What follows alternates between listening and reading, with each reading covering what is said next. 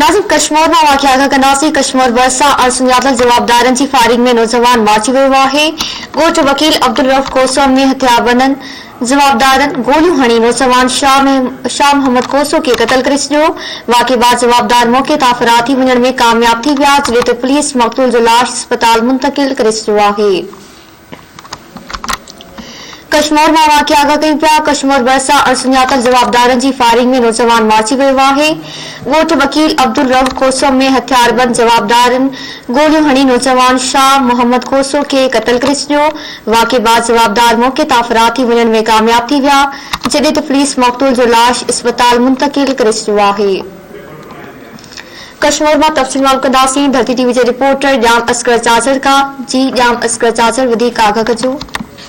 जी बिल्कुल, मां तव्हांखे अपडेट कंदो आहियां। कश्मीर लॻ छिड़कू फाटक वेझो ॻोठ वकील अब्दुल रऊफ़ कोसो में उताक ते रहियल मैटनि जी उताक ते आयल नौजवान 35 सालनि शाह जमाल ख़ान कोसो खे नामालूम हथियारबंदनि कलाशन कोट जो पूरो बस हणी करे जेको क़तल करे फरार थी विया आहिनि। जॾहिं त नौजवान जा जेके वालदाइन आहिनि, जेके मिट माइट आहिनि, उन्हनि जो चवणु आहे त असांजी कंहिंसां बि दुश्मनी न हुई, असांजे नौजवान खे नामालूम माण्हुनि नाजायज़ क़तल कयो आहे। जॾहिं त वाक़े वारे हंधि कश्मीर पुलिस पहुची जेके लाश आहे उनखे तहवील में वठी ताज़ा अस्पताल मुंतक़िल करे छॾियो आहे। जी महिरबानी जाम असगर चाचर तफ़सील ॾियण जे लाइ।